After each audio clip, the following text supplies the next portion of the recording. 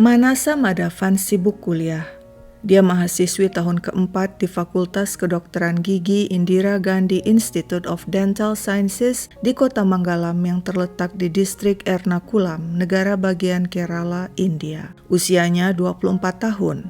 Mungkin sebagian gadis usianya sudah berpikir untuk menikah, atau malah mungkin sudah menikah dan punya anak. Tapi tidak baginya, sebab saat itu dia ingin merampungkan kuliahnya, lalu bekerja dan mandiri secara finansial. Selama kuliah, Manasa kos di dekat kampus. Orang tuanya tinggal cukup jauh di kota Kannur, sekitar 7 jam berkendaraan dari tempat kos Manasa di kota Manggalam. Ayahnya Madhavan pensiunan tentara yang kemudian bekerja sebagai petugas security. Ibunya Sabina adalah ibu rumah tangga, sedangkan adiknya Aswan sedang kuliah di Fakultas Teknik. Kedua orang tua Manasa selalu mendukung cita-cita anak mereka. Mereka memberi kebebasan kepada Manasa memilih perkuliahan, juga memilih jodoh dan menentukan kapan dirinya akan menikah. Sebenarnya Manasa pernah dilamar seorang pria yang dikenalnya lewat Instagram. Waktu itu mereka sering chatting, obrolan mereka cocok hingga akhirnya mereka pun bertemu langsung.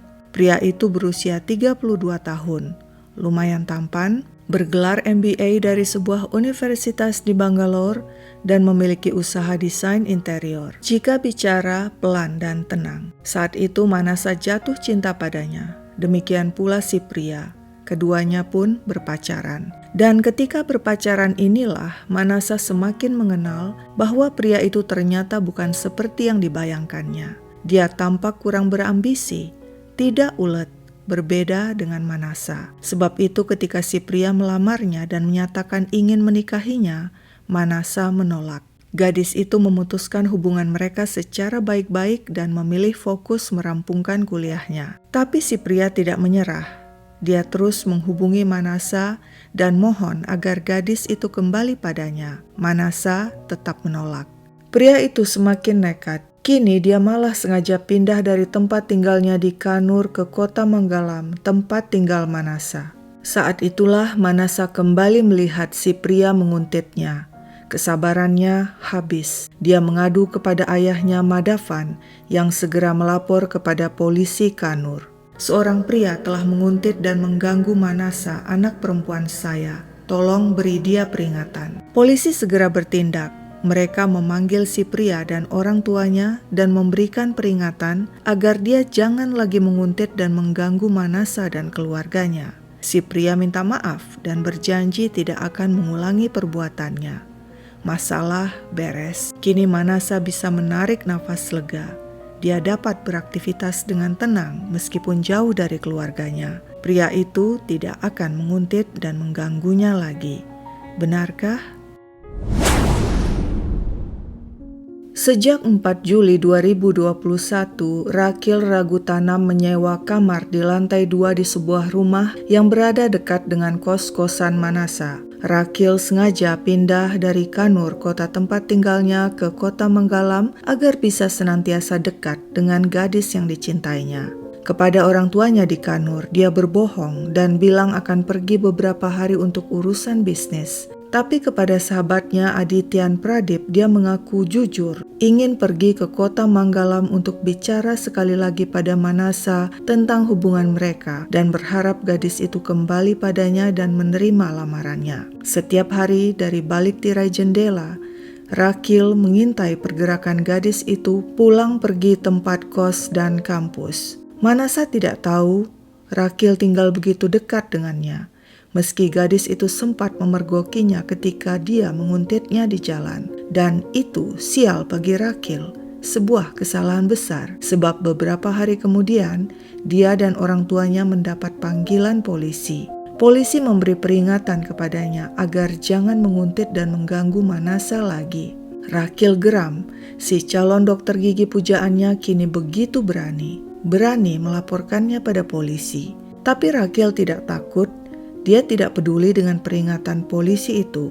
Buktinya, dia tetap berada di kamar sewaan, mengintai pergerakan Manasa setiap hari dari balik tirai tanpa setahu gadis itu. Rachel merasa hidupnya begitu sial. Sudah 2 kali cintanya diputuskan perempuan. Kekasih pertamanya juga melakukan hal yang sama yang kemudian diikuti oleh Manasa. Jujur, sakit hatinya ketika Manasa menolak lamarannya dan memutuskan hubungan mereka setelah setahun berpacaran. Padahal dia tulus mencintai gadis itu. Apa sih yang kurang darinya? Tampangnya lumayan. Dia bergelar MBA dan memiliki usaha desain interior. Ayahnya pengusaha tambak ikan dan memiliki lahan luas dan mobil banyak.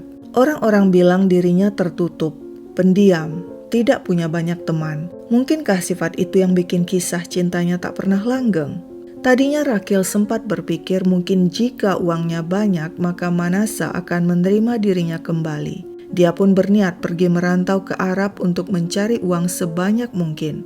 Dia sudah siapkan semua dokumen dan tiket pesawat. Siap untuk berangkat, tapi sial, pandemi COVID-19 merebak hingga semua rencana gagal. Sebenarnya Rachel masih berharap hati Manasa akan luluh dan gadis itu menyambut kembali cintanya. Tapi tampaknya hati Manasa telah beku. Buktinya, dia melapor ke polisi. Dan hal itu tidak bisa dimaafkan lagi.